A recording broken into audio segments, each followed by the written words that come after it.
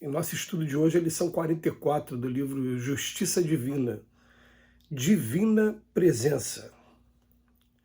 Quando nasceste na terra, assemelhavas-te ao pássaro semi-morto que a tormenta arremessa em esquecida concha da praia, mas apareceu sobre humana ternura no coração de mulher e foste pelas maternas mãos lavado e alimentado milhares de vezes, simplesmente por amor, a fim de recuperares a consciência.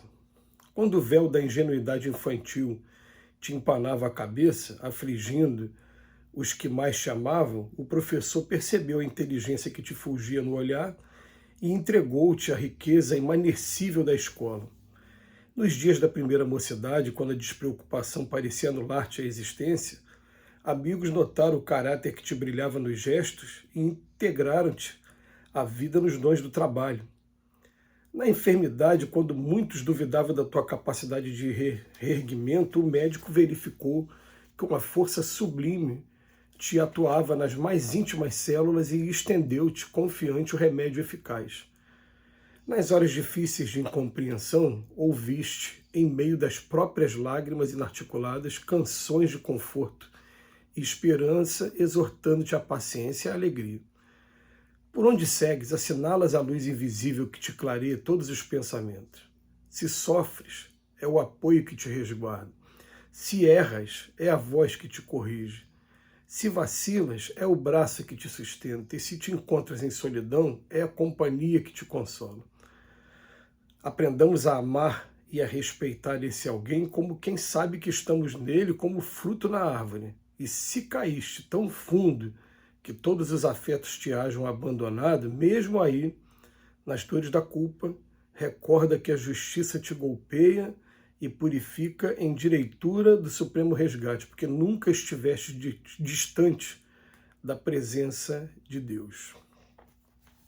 Interessante, o texto do Emmanuel de hoje, ele chega a emocionar a gente, porque ele vem falar de todo o acolhimento que a gente tem, né, quando a gente nasce aqui na Terra, a fragilidade do corpo físico.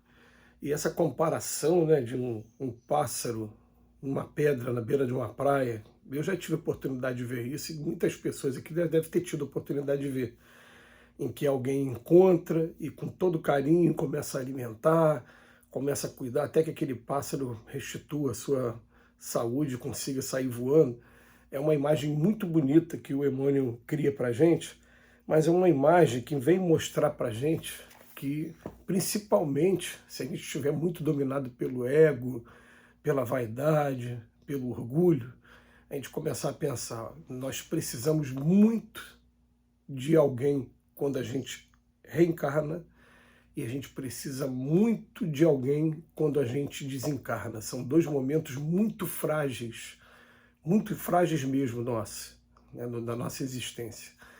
A gente precisa muito de gente ao longo de toda a nossa existência, mas principalmente nesses momentos a gente deve pensar assim, porque é claro que quando a gente atinge a maturidade, a gente sabe se virar sozinho, a gente consegue de certa maneira buscar nosso sustento, buscar a nossa sobrevivência. Mas a gente está o tempo todo, no primeiro momento da vida, precisando da mãe, do pai, dos agregados quando faltam esses pais, avós, ou então vai ter algum responsável por alguma instituição que vai nos dar esse carinho, e a gente precisa deles, como diz o Emmanuel aqui o tempo todo, lavado e alimentado milhares de vezes.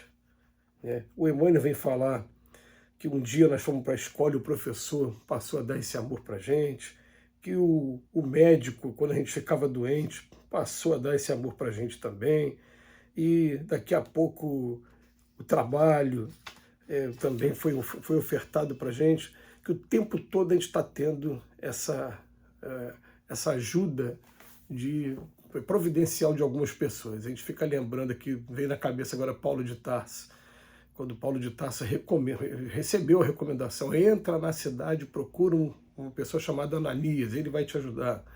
Aí foi esse Ananias que restituiu a voz e o levou para um grupo de cristãos. E foi ali, durante 3 anos no deserto, que ele estudou todos os princípios do Cristo, para ele iniciar o seu ministério, aí, que quando ele começa a fazer as viagens, as 3 viagens. A gente vai perceber que tudo que acontece na nossa vida foi alguém que estendeu a mão para a gente, foi alguém que apareceu e nos levou para a casa religiosa, e dali a gente começou a ter esses conceitos, a gente está o tempo todo sendo amparado. E o Emmanuel chega a ponto de dizer para a gente que até mesmo, né, se eu cair fundo nas dores da culpa, vamos recordar que a justiça está me golpeando para purificar, em direitura do Supremo Resgate. Essa visão é maravilhosa. A gente começar a pensar, né, são várias as lições que o Emmanuel trata dessa maneira. Tudo que está acontecendo com a gente está cooperando para o nosso bem. Tudo, tudo, tudo. Até aquele vizinho difícil, até aquele vizinho difícil. É ele que vai te ajudar a aprender a ter paciência, a ter tolerância e saber ter jogo de cintura para lidar com situações difíceis. Até aquela crise financeira, exatamente. Até você ter que ficar dentro de casa trancado por conta de uma ameaça de uma chuva, como aconteceu agora com a gente, até isso também coloca a gente no ponto da solidariedade. A gente começa a ver quantas pessoas estão perdendo vida e perdendo suas casas também, seus bens materiais.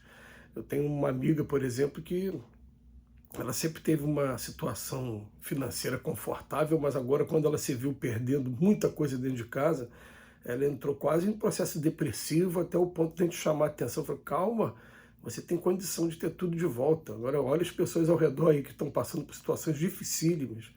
Até que ela recebeu um telefonema de uma assistida nossa, que também perdeu tudo dentro de casa, e essa não tinha nada, não tinha muita coisa para perder, né? Então, quando ela recebeu esse telefonema, ela diz que ela se emocionou muito, ela não esperava que fosse ter esse carinho de uma pessoa, mas tudo que está acontecendo com a gente está acontecendo para o nosso progresso. Mas, principalmente também, a gente começar a entender essa lei da solidariedade, porque o momento da desencarnação também é um momento de muita fragilidade. Primeiro a fragilidade do corpo físico, para nos proporcionar um momento de desligamento. E depois que termina o desligamento, a semelhança do bebê, vamos guardar isso, a gente vai chegar também do outro lado. A gente vai chegar frágil, vai chegar em leito de hospital, e a gente já pode estar ali sofrendo desde já as consequências da lei de causa e efeito também.